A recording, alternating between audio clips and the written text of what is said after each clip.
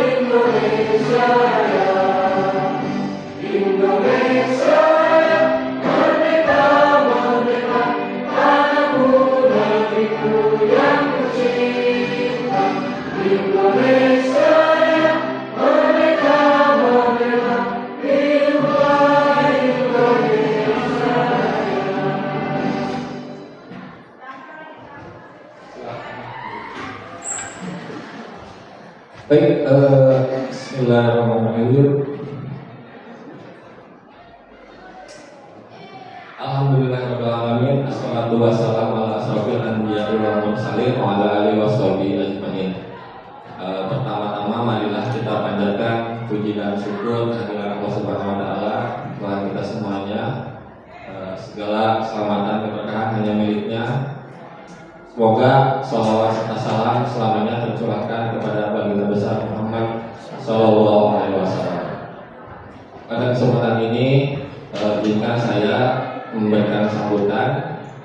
Yang pertama, pengucapan terima kasih untuk Bapak Ibu yang sudah bisa meluangkan waktunya di tengah kesibukannya. Terima kasih telah hadir. Diulangi dalam rangka menyebarkan pemahaman dan penerapan pengalaman, yaitu diseminasi budaya positif. Nah, jadi perkenalannya sudah. Untuk mengefektifkan waktu, kita mulai saja acara ini. Kita buka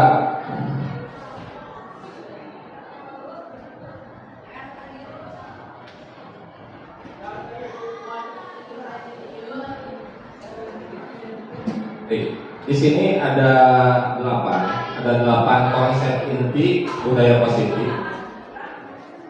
yang harus saya sampaikan dan paparkan. Saya akan memaparkan yang pertama, perubahan paradigma belajar. Kemudian nanti ada disiplin positif, lalu lanjut kepada nilai-nilai kebajikan. Kemudian nanti ada kebutuhan dasar manusia. Nah, di sini ada nanti manusia punya kebutuhan dasar. Keluhnya ketika kebutuhan dasar itu salah satunya tidak terpenuhi, maka anak atau manusia akan cenderung melanggar peraturan. bertindak tidak seperti biasanya. Lalu ada motivasi perilaku manusia, kemudian posisi kontrol guru. Nah, berada di posisi kontrol manakah nanti kita dalam kehidupan sehari-hari, dalam kegiatan belajar mengajar. Nanti ada 5 posisi kontrol. Lalu kemudian keyakinan kelas secara umum telah kita lakukan, namun ini lebih rinci lagi, lebih spesifik lagi, lebih singkat lagi sebetulnya. Ya, di sini nanti terkait dengan pelanggaran-pelanggaran. Lalu di sini ada komunikasi segitiga restitusi. Nah, di sini akan dipelajari bagaimana cara menangani siswa yang nakal, khususnya dalam permasalahan yang terjadi di sekolah kita sehari-hari. Ya. Tapi ini mungkin menurut saya tidak terlalu relevan dengan permasalahan yang menyentuh ranah hukum. Jadi ini hanya untuk di sekolah, permasalahan di sekolah yang seperti biasa. Baik, kita mulai.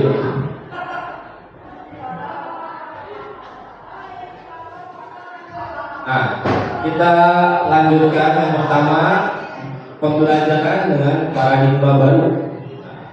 Di situ tertulis, bisa disaksikan secara bersama-sama, pembelajaran dengan paradigma baru merupakan pembelajaran yang dirancang berdasarkan prinsip pembelajaran berdiferensiasi, sehingga para peserta didik belajar sesuai kebutuhannya berdasarkan tahap perkembangan sesuai teori psikologi modern untuk mewujudkan profil pelajar Pancasila. Gambar di samping ini adalah profil pelajar Pancasila yang sedang digencarkan oleh Departemen Pendidikan dan Kebudayaan. Di sini, nah tadi ada nilai-nilai kebajikan. Ini semuanya merupakan nilai-nilai kebajikan yang diharapkan menjadi profil pelajar Pancasila murid-murid kita. Ya, baik. Di situ tadi ada kata pembelajaran berdiferensiasi. Apakah ada yang tahu pembelajaran berdiferensiasi itu apa? Oke, begini. Ada pembelajaran berbasis kepada siswa, ya. Ada pembelajaran yang terpusat kepada siswa, ada yang terpusat kepada guru. Nah, kira-kira di sekolah kita kebanyakannya berpusat kepada siswa atau berpusat kepada guru? Nah, tentunya ada yang kepada guru, ada yang kepada siswa. Ya. Pelajaran berdiferensiasi itu bukan berarti pembelajaran yang ketika guru menugaskan, kemudian ada yang sempat mengerjakan, dikasih tugas lagi secara secara kontinu seperti itu. Nah, tidak seperti itu, tapi nanti akan dijelaskan lagi pembelajaran berdiferensiasi itu berarti pembelajaran untuk pemenuhan kebutuhan belajar siswa. Nah, inilah yang diharapkan, ya. Jadi paradigmanya harus berubah dari terpusat kepada guru sehingga terpusat kepada siswa dengan melakukan prinsip pembelajaran berdiferensiasi dengan mempertimbangkan profil belajar siswa. Nah, berdiferensiasi itu kan different itu berbeda, artinya setiap siswa berbeda, punya potensi berbeda-beda. Ada yang suka belajar mendengarkan, ada yang kinestetik artinya dari cicing, tidak mau diam di kelas. Itu bagaimana cara kita nanti mengakomodir di kelas itu seperti apa. Lalu ada yang visual, ada yang auditori dan lain sebagainya. Itulah contoh-contoh profil sehingga guru mampu mengakomodir di dalam suatu rancangan pembelajaran. Nah, yang pertama yang diharapkan adalah profil pelajar Pancasila itu beriman, bertakwa kepada Tuhan Yang Maha Esa dan tentunya berakhlak mulia. Nah, sekolah kita sudah melakukan tidak untuk mewujudkan beriman, bertakwa kepada Tuhan Yang Maha Esa dan berakhlak mulia. Lalu berkebinekaan global. Tentunya di sini kita berkebinekaan, tidak asing lagi Bhinneka Tunggal Ika, artinya berbeda-beda, tapi ini harus mencakup global. Kemudian ada bergotong royong. Nah, di kolaborasi, kalau di sini dia bahasanya itu bergotong royong itu artinya kolaborasi. Jadi siswa harus bisa berkolaborasi. Lalu kreatif, bernalar kritis. Nah, bernalar kritis ya. Dan yang terakhir adalah mandiri. Nah, itulah profil belajar Pancasila. Nah, ini bisa juga sebagai nilai-nilai kebajikan yang harus dimiliki oleh setiap siswa. Selanjutnya,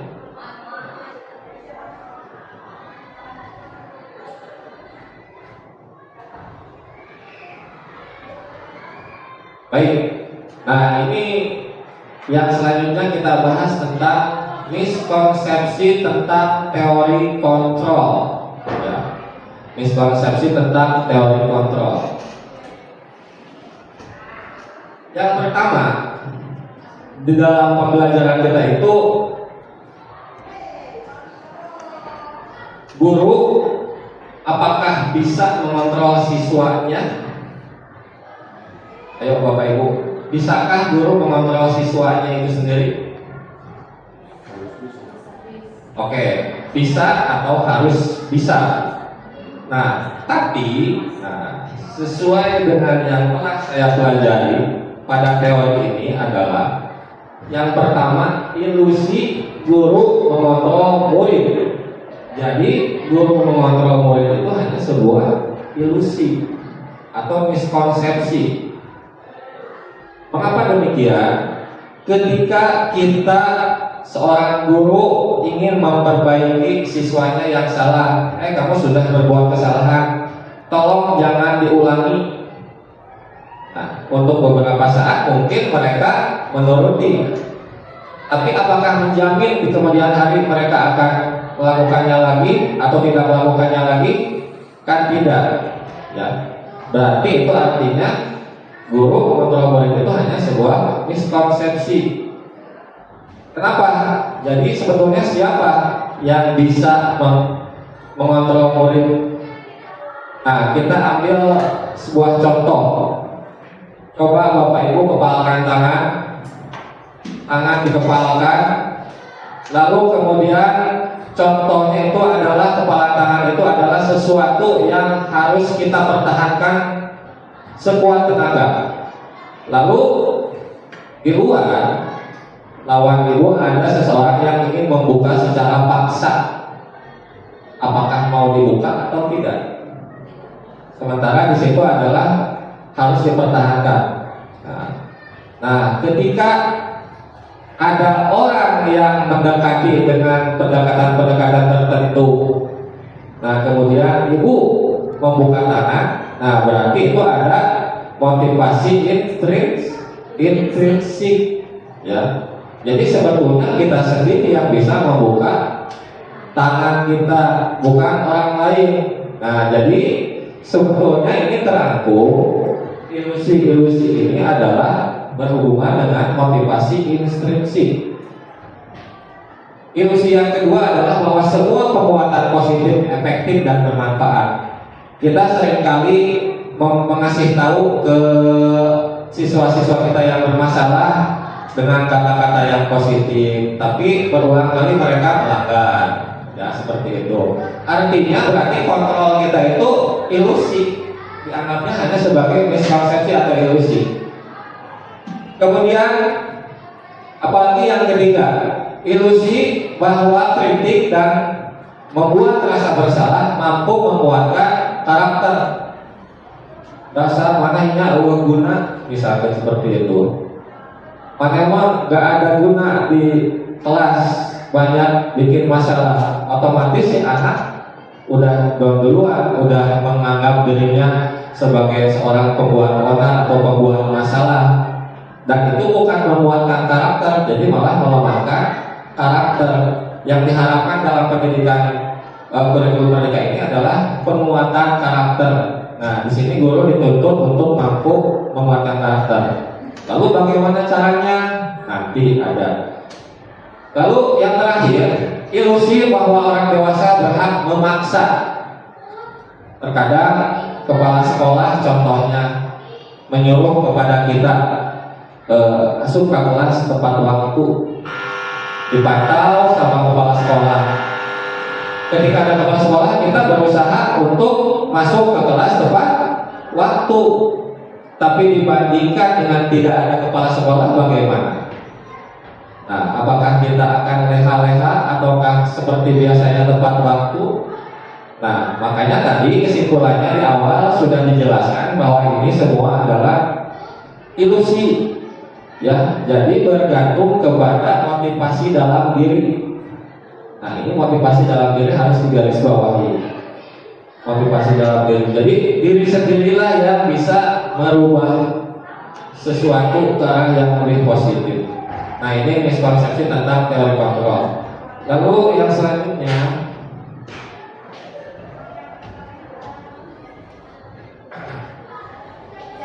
nah ini yang dirubah adalah mengubah paradigma stimulus respon ke pendekatan teori kontrol. Nah, ini stimulus respon biasanya harus dirubah ke dalam teori kontrol. Realitanya kebutuhan kita sama kalau menurut stimulus respon. Kalau menurut teori kontrol, ternyata kebutuhan kita berbeda. Ya. Guru yang satu dan guru yang lain, murid yang satu dan yang lain kebutuhannya berbeda-beda. Ada kebutuhan belajarnya dengan hitungan saja, cukup ada yang ngetik sana kemari. Nah, itu yang kita nanti tuangkannya kemana, ya? Lampiaskannya itu kemana? Kalau anak yang tidak mau diam, semua orang melihat yang sama. Kalau menurut teori kontrol adalah setiap orang memiliki gambaran berbeda. Nah, ini paradigmanya. Jadi setiap orang memiliki gambaran yang berbeda. Ya. Jadi harus punya keyakinan bahwa setiap murid itu mempunyai pandangan atau gambaran yang berbeda. Yang ketika kita mencoba mengubah agar orang berpandangan sama dengan kita, ini lebih sosio ya. Kalau teori kontrol kita berusaha memahami pandangan orang lain. Nah, jadi kebanyakannya dari kita itu ingin mencoba mengubah agar orang berpandangan sama dengan kita. Seharusnya kita berusaha memahami pandangan orang lain meskipun tidak sama dengan kita. Tapi kan perasaan yang muncul ketika tidak sama dengan kita ada hendak gitu, kenapa kesarua gitu, kenapa tidak sama ya. Kita harus bisa memahami pandangan orang lain. Lanjutnya, perilaku buruk dilihat sebagai suatu kesalahan. Nah, memang betul, tapi menurut teori kontrol semua perilaku memiliki tujuan. Jadi kalau kita punya anak yang membuat kesalahan, itu jangan langsung main hukum aja, push up kamu. Nah, itu kita harus tanya dulu, kenapa kamu berbuat demikian. Tentunya yang tidak yang menyentuh hukum agak susah karena bukan wilayah dari guru ya. Lalu orang lain bisa mengontrol saya. Menurut teori kontrol, hanya Anda lah yang bisa mengontrol diri Anda sendiri. Nah, selanjutnya saya bisa mengontrol orang lain, Anda tidak bisa mengontrol orang lain. Coba yang sudah punya anak, apakah bisa mengontrol anak secara penuh, terutama dalam hal belajar? Nah, tapi kalau anak sudah menunjukkan rasa dalam dirinya itu, dia pasti akan melakukan tanpa kita harus marah-marah. Itu berarti motivasi dalam dirinya itu sudah berjalan. Kemudian pemaksaan ada pada saat bujukan gagal. Ketika membujuk lalu gagal, lalu terjadilah pemaksaan. Kalau teori kontrol, ketika kita gagal, kita disuruh berkolaborasi dan konsensus menciptakan pilihan-pilihan baru.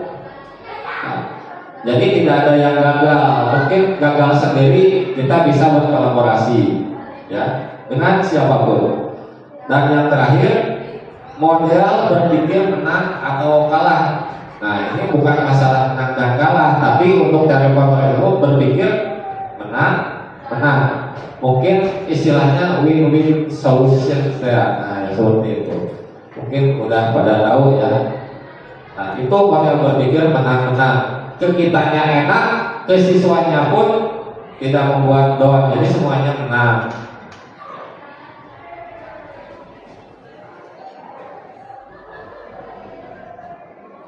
Baik, menurut Bapak Ibu,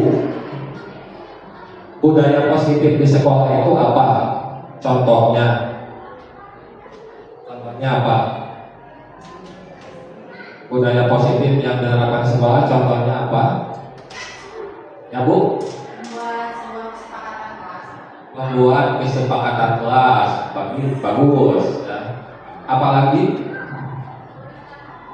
Ini disiplin masuk ke budaya positif kan? Masuk ya. Anak punya tanggung jawab tinggi juga itu disiplin positif. Makanya kita jelaskan dulu disiplin. Disiplin itu berasal dari kata disiplina yang artinya belajar. Nah, nantinya akan berhubungan dengan sesuai dengan teori Ki Hajar Dewantara. Disiplin mengacu pada disiplin diri yang memiliki tanggung jawab terhadap apa yang dilakukannya berdasarkan nilai-nilai yang diyakini. Nah, ketika disiplin positif ini merupakan salah satu cara penerapan disiplin. Nah, cara menerapkannya bagaimana? Nah, mungkin tadi Bu Erni sudah menjelaskan membuat keyakinan kelas. Keyakinan itu kalau bahasa lamanya tata tertib. Cuma kalau tata tertib kan banyak. Kalau keyakinan kelas itu lebih simpel. Terus yang membuat kesepakatannya juga nanti adalah siswa itu sendiri. Jadi sebetulnya kita tidak menghukum, tapi itu adalah konsekuensi dari perbuatan siswa itu sendiri. Penerapan disiplin yang bertujuan untuk menumbuhkan kesadaran serta memberdayakan peserta didik tanpa imbalan, penghargaan, ancaman atau hukuman. Nah, ini yang diharapkan. Jadi menerapkan disiplin itu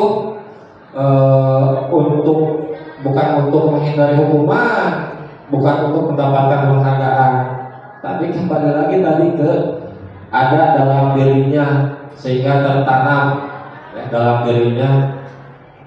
Kan kita tahu suka ada anak yang bersih-bersih terus di kelas. Itu kan tanpa kita suruh mereka bersih-bersih, itu udah merupakan salah satu contoh disiplin positif. Lalu sebagai pendidik, tujuan kita adalah menciptakan peserta didik yang memiliki disiplin diri sehingga mereka berperilaku mengacu kepada nilai-nilai kebajikan universal dan memiliki motivasi intrinsik dalam perubahan perilaku ke arah yang lebih baik.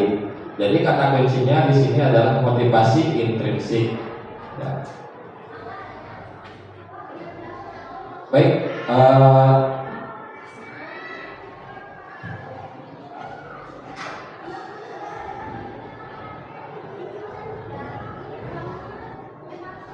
Nah, di sini tertulis dalam membangun budaya positif sekolah dapat menyediakan lingkungan yang positif. Nah, ini untuk budaya positif itu salah satu kuncinya adalah menyediakan lingkungan yang positif, aman dan nyaman agar siswa mampu berpikir. Aman artinya bebas dari perundungan dan lain sebagainya. Nyaman dari segi kebersihannya agar siswa mampu berpikir, bertindak, mencipta dengan merdeka, mandiri dan bertanggung jawab. Tadi ini ilusi sudah. Nah, menurut Stephen Covey, kelas 1, jika ingin membuat kemajuan perlahan, ubahlah sikap atau perilaku Anda. Akan tetapi, jika ingin memperbaiki cara-cara utama kita, maka kita perlu mengubah kerangka acuan kita. Ubahlah cara Anda melihat dunia, Ya, ubahlah dengan cara Anda berpikir tentang manusia, ubahlah paradigma Anda, skema pemahaman dan penjelasan aspek-aspek tertentu tentang kenyataan. Yang ini udah kita bahas tadi ya. Stimulus respon tentang dunia harus kita ubah ke dalam teori kontrol.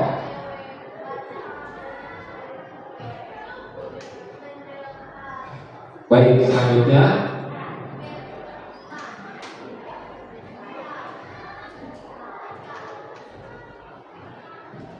nilai-nilai kebajikan. Nilai kebajikan itu adalah nilai yang disepakati bersama, lepas dari suku bangsa, agama, bahasa maupun latar belakangnya. Contoh nilai kebijakan institusi atau organisasi. Yang pertama, profil pelajaran Pancasila yang tadi sudah dijelaskan. Ini ada IPO Primary Years Program PYP. Itu nilai kebajikannya contohnya toleransi, rasa hormat, integritas, mandiri, sampai ada kerjasama, ada percaya diri, ada komitmen. Ini nilai-nilai kebajikannya. Nah, yang sedang kita bicarakan adalah profil pelajar Pancasila karena sesuai dengan kurikulum Merdeka. Lalu ada keterampilan hidup, nilai-nilai kebajikannya ada jujur ya, dapat dipercaya, lurus hati ya, pendengar yang aktif, tidak merendahkan orang lain dan memberikan yang terbaik dari diri. Nah, itulah contoh-contoh nilai kebajikan institusi atau organisasi. Nah, ini menarik nih. Yang selanjutnya kita lanjut ke kebutuhan dasar manusia. Kebutuhan dasar manusia yang pertama kita harus pahami adalah kebutuhan dasar manusianya dulu. Apa kebutuhan dasar manusia? Nah, di situ tertulis segala sesuatu yang kita lakukan untuk mendapatkan apa yang kita inginkan. Nah, baik itu positif ataupun negatif, ya. Kebutuhan dasar manusia itu diulangi segala sesuatu yang kita lakukan untuk mendapatkan apa yang kita inginkan. Apapun, mau mencuri, mau membeli, karena kita butuh, kan seperti itu. Seluruh tindakan yang kita lakukan memiliki tujuan tertentu pastinya, dan semua usaha terbaik yang kita lakukan adalah dalam rangka agar kebutuhan dasar kita terpenuhi dengan baik, terlepas dari positif ataupun itu negatif. Yang penting kebutuhan kita terpenuhi. Nah, lalu kaitannya apa nih ke depannya? Jadi di sini dapat disimpulkan ketika kita kekurangan kebutuhan dasar manusia, kita pasti akan berusaha untuk memenuhinya, baik secara positif ataupun secara negatif.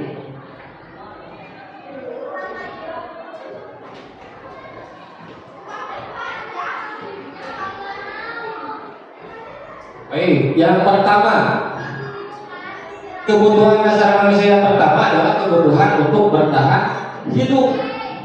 Nah, ini menyangkut makanan, pakaian, tempat tinggal, keamanan, kesehatan.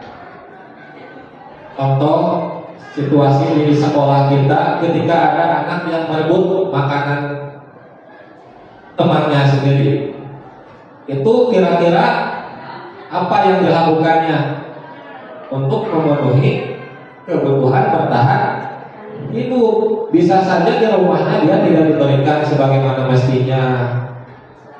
Lalu kesehatan, banyak yang sakit ya karena tidak sarapan dulu di rumah. Nah, itu contohnya.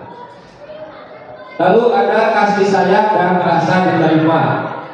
Dulu di sekolah kita ada siswa yang sangat nakal sekali, sehingga setiap kelompok bentukan kelas itu setiap kelompoknya tidak mau ada orang itu di dalam kelompoknya.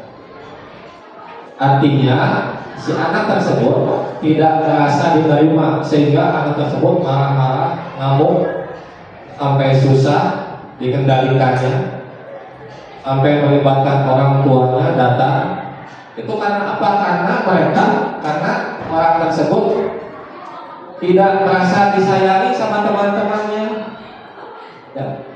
Teman-temannya tidak mau sekelompok sama dia. Lalu disinilah rasa diterimanya. Kemudian ada penguasaan. Kebutuhan dasar manusia yang selanjutnya adalah penguasaan, yaitu tentang harga diri, keinginan untuk dianggap. Contohnya, siapa yang mau jadi KM? Nah, dia ngacu, seolah-olah dia ingin menunjukkan siapa dirinya. Memimpin, berprestasi, diakui dan didengar. Nah, ini kebutuhan manusia itu. Nah, ini semuanya ingin didengar, ingin diakui, berprestasi. Ya. Kemudian kebebasan. Biasanya anak-anak itu sok ayah intimidasi. Nah, berarti dia tidak bebas. Termasuk guru juga suka mengintimidasi dalam hal belajar. Kamu kerjakan, padahal dia belajarnya ingin di mana? Ingin belajarnya di lab, contohnya ingin belajarnya di ruangan terbuka. Nah, anak cenderung membuat masalah karena dia tidak bebas. Ya. Kemudian mampu mengendalikan arah dirinya. Dan yang terakhir, nah ini kesenangan. Banyak siswa yang suka bercanda di kelas karena dia butuh bermain, cuman waktunya mungkin tidak tepat. Lalu ayah ngabodor humor, antusiasme, tertawa.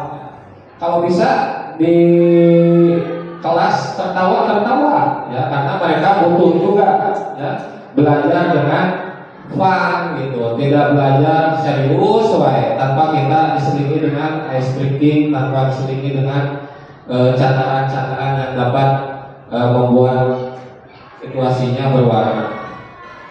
Nah, itulah yang diharapkan oleh pendidikan kita saat ini, harus kita akui ya. Ini terjadi secara menyeluruh, hampir setiap sekolah pasti problematikanya seperti itu.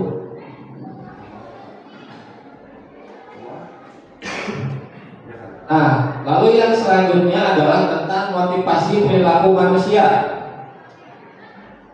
Nah, di sini ada motivasi intrinsik dan ada motivasi ekstrinsik. Gampang sekali diingatnya. Biasanya perilaku manusia itu berhubungan dengan disiplin. Tadi contohnya itu disiplin itu untuk menghindari ketidaknyamanan atau hukuman, dan biasanya untuk mendapatkan imbalan atau penghargaan dari orang lain. Itu motivasi ekstrinsiknya. Jadi rata-rata siswa itu mentaati peraturan itu hanya untuk menghindari hukuman, bukan dari dalam dirinya. Lanjut ke motivasi intrinsik, tadi sudah dijelaskan, yaitu motivasi untuk menjadi orang yang mereka inginkan dan menghargai diri sendiri dengan nilai-nilai yang mereka percaya. Aku pada bebersih, biasa bebersih. Aku kan jujur, biasa lagi jujur. Gitu. Jadi tidak terpengaruh oleh yang namanya hukuman atau penghargaan.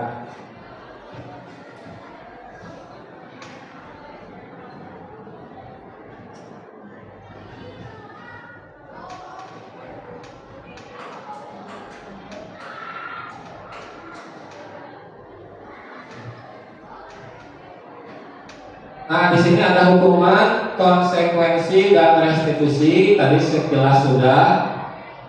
Hukuman itu tidak terencana atau secara tiba-tiba. Kemudian murid tidak tahu apa yang akan terjadi atau tidak dilibatkan.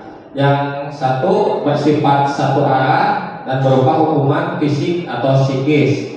Kalau orang nyentak, orang pasti lari, push up, bending. Kalau konsekuensi itu terencana atau secara kesepakatan. sesuai peraturan.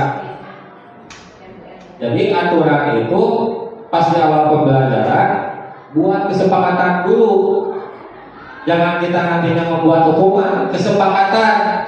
Lawan telat 10 menit hukuman sok naon. Nah, itu. Jadi ketika anak melanggar itu konsekuensinya kita tidak menghukum, tapi atas terjadinya itu konsekuensi dia sendiri telah melakukan perbuatan seperti itu. Kemudian murid tetap dibuat tidak nyaman, masih nyaman keneh meskipun pakai konsekuensi. Sikap guru selalu memonitor murid. Yang diharapkan adalah, nah ini restitusi. Restitusi itu adalah proses menciptakan kondisi bagi murid untuk memperbaiki kesalahan. Kemudian proses kolaborasi yang mengajarkan murid untuk mencari solusinya sendiri. Nah, contoh ada siswa yang berantem menarik bajunya hingga kancingnya lepas contohnya. Nah itu kita jangan langsung menghukum. Tanya dulu, kamu punya solusi nggak atas masalah ini? Nah, ini akan bagaimanakah baju yang kancingnya lepas? Nah seperti itu.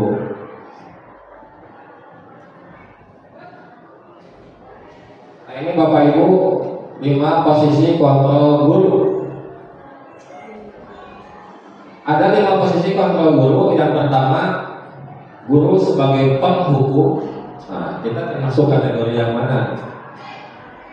Ada guru yang membuat merasa bersalah. Apakah kita memposisikan diri sebagai teman? Apakah pemantau? Apakah manajer? Nah, yang diharapkan pasti sudah ketahuan, yaitu menjadi seorang manajer. Seperti apa? Nah,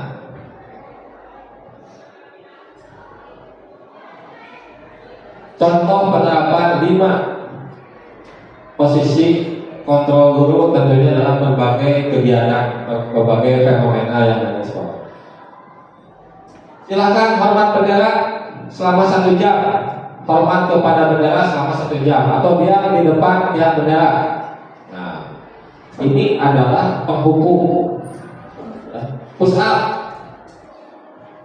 itu penghukum, bersihkan WC itu penghukum.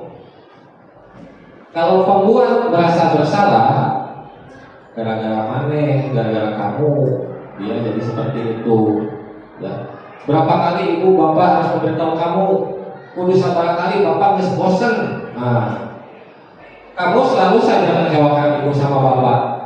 Kalau ibu bapak berbicara seperti itu berarti itu pembuat merasa bersalah.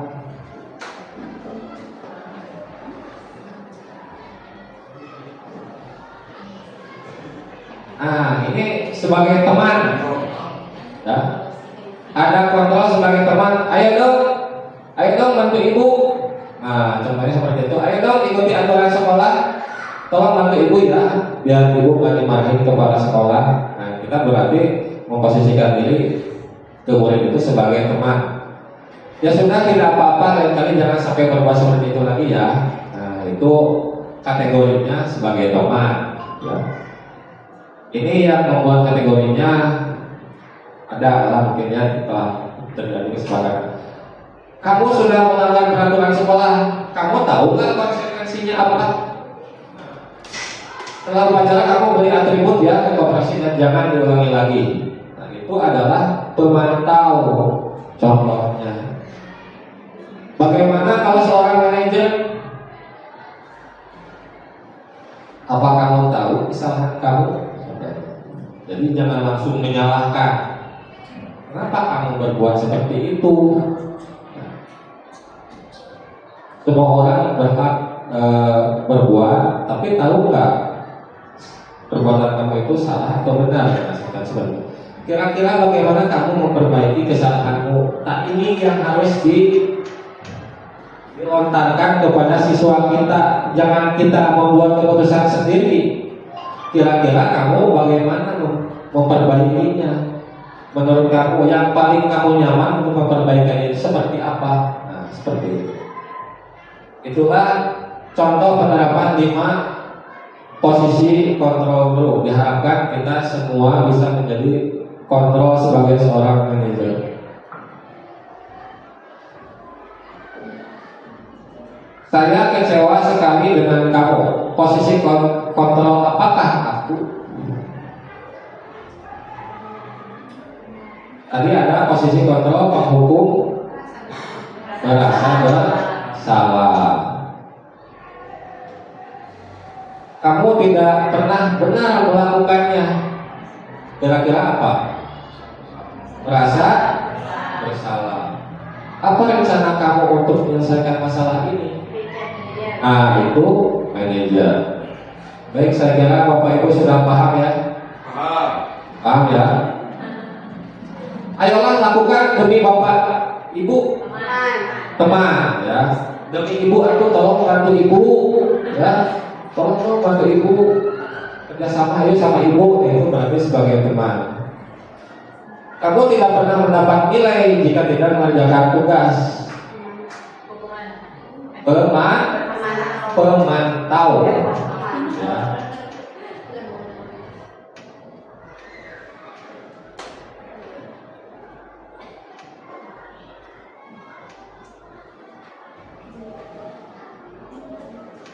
Nah, ini yang seperti tadi Bu Erni bilang, pembentukan keyakinan kelas saya rasa sudah pada paham ya. Itu berawal dari peraturan yang berubah ke dalam kata-kata positif lalu kepada keyakinan. Bersifat abstrak berupa pernyataan universal, dibuat dalam pernyataan positif, sedikit saja agar mudah diingat. Jadi siswa tidak boleh merokok, itu kan terlalu panjang. Ini kalau dalam keyakinan kelas itu bisa dipersingkat lagi, asalkan kita sepakat dengan murid-murid semuanya. Ada keyakinan kelas, ada keyakinan sekolah. Sesuai dengan kondisi kelas dan sekolah sehingga mudah diterapkan.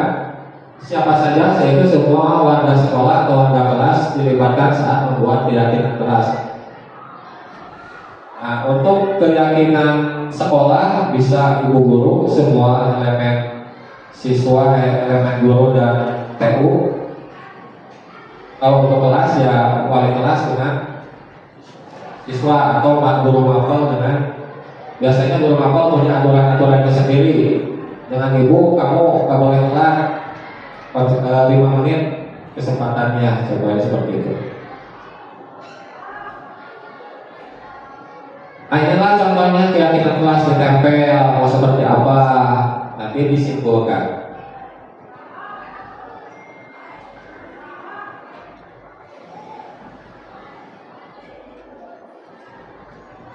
Nah, sekarang segitiga restitusi. Ini di proses akhir ya, nanti akan ada contoh segitiga restitusi itu seperti apa. Segitiga restitusi adalah dialog, proses dialog yang dijalankan oleh guru atau orang tua. Nah, kita juga sebagai orang tua bisa ke anak melakukan segitiga restitusi jika anak berbuat salah. Dijalankan oleh guru agar dapat menghasilkan murid yang mandiri dan bertanggung jawab. Ada 3 tahap. Yang pertama, menstabilkan identitas dulu. Yang kedua, validasi tindakan yang salah. Dan yang terakhir adalah menanyakan keyakinan. Nah, itulah tahap-tahap segitiga restitusi. Ini menstabilkan identitas, contohnya berbuat salah itu wajar, jadi distabilkan dulu. Si anak itu kan misalkan lagi emosi dan lain sebagainya, kita tenangkan dulu, berbuat salah itu wajar. Dengan kata lain, tidak ada manusia yang sempurna ya. Bapak juga pernah berbuat salah. Nah, seperti itu. Lalu ibu bapak tidak mau mencari siapa yang salah, tapi ibu ingin mencari solusi dari permasalahan ini. Nah, ini menstabilkan identitas. Dengan seperti ini, perasaan si anak mungkin lebih bisa dihargai meskipun posisinya dia pembuat salah. Kamu berhak merasa begitu. Nah, itu menstabilkan identitas. Nah, lalu validasi tindakan yang salah. Ya. Berdasarkan prinsip setiap perilaku berupaya memenuhi suatu kebutuhan tertentu, maka kamu pasti punya alasan mengapa berbuat seperti itu. Contohnya, padahal kamu bisa melakukan yang lebih buruk dari ini, sehingga Bapak bersyukur kamu tidak melakukannya. Itu validasi tindakan yang salah dengan melontarkan kalimat-kalimat yang seperti ini. Kamu patut bangga karena telah melindungi sesuatu yang penting buat kamu. Dan yang terakhir, contohnya adalah kamu melakukannya karena mempertahankan sesuatu yang penting ya buat kamu.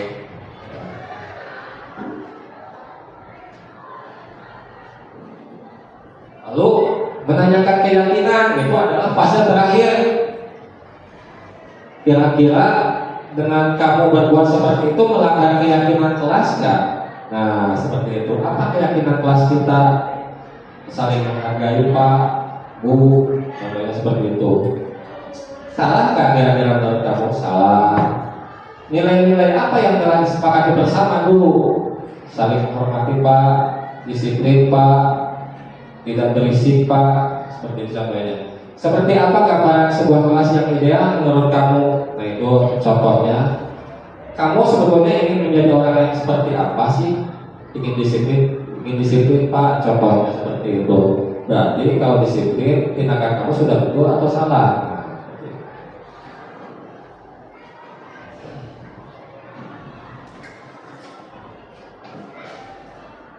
Nah inilah contoh. Ini suaranya agak kecil.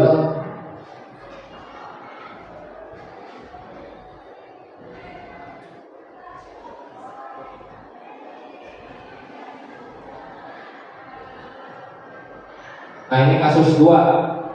Ini hanya satu kasus aja ya. Kasus disiplin. Ini ada toga itu sering tidur di kelas sehingga banyak pelajaran yang tertinggal. Ya. Berikut adalah skenario penyelesaian masalah menggunakan segitiga restitusi. Ini saya sendiri sebagai modelnya.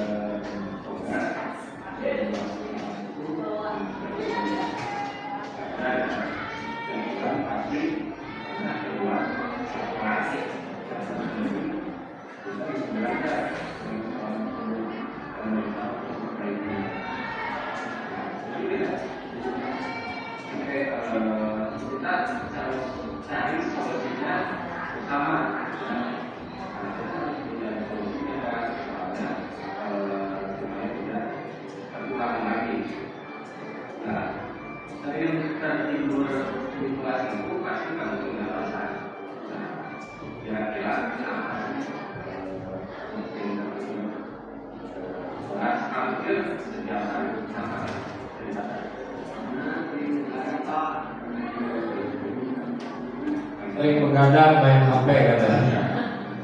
Jadi banyak tertidur di kelas.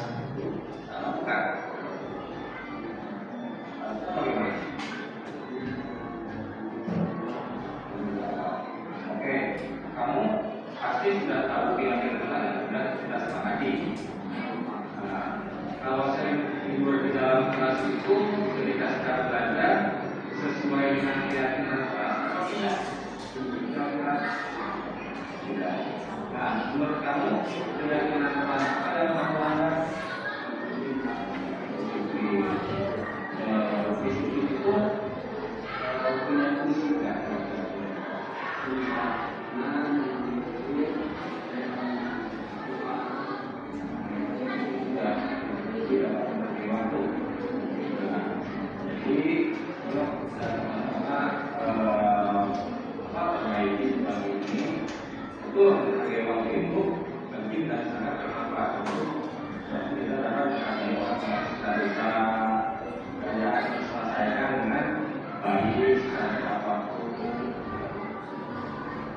sikap baik kamu lakukan tidak mengenal dia.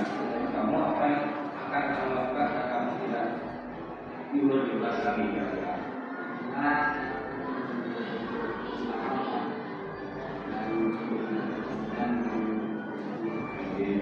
Kalau menurut awal berarti jangan itu kan.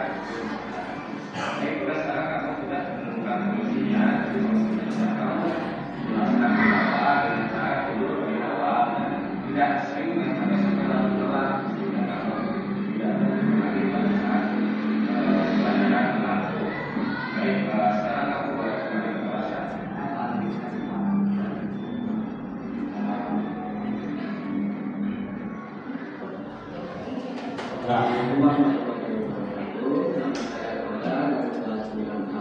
Terima kasih Pak Anita, saya senang sekali diajak diskusi dengan Bapak untuk meminta solusi atas kesalahan yang telah saya lakukan. Saya tidak akan berulang lagi supaya tidak terjadi lagi di dalam kelas. Baik, nah itulah contohnya. Contoh seadanya. Ya. Ada satu lagi, cuman volumenya kurang bagus.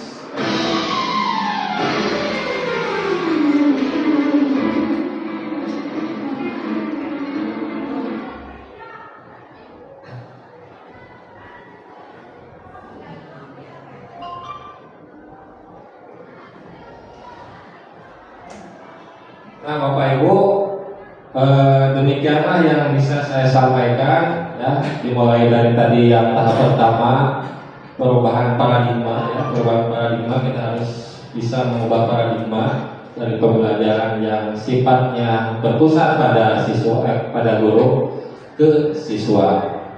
Kemudian tadi ada budaya positif, motivasi intrinsik, ya, yang perlu digarisbawahi. Lalu ada restitusi, kemudian yang terakhir ada segitiga restitusi. Nah, tadi terdapat ada 5 posisi kontrol guru dan kebutuhan dasar manusia, yaitu saling berhubungan satu sama lain. Ya, semoga bermanfaat untuk Bapak Ibu semua. Terima kasih sudah datang. Saya ucapkan beribu-ribu terima kasih kepada Bapak Ibu semuanya. Wabillahi taufiq wal hidayah. Wassalamualaikum warahmatullahi wabarakatuh. Waalaikumsalam.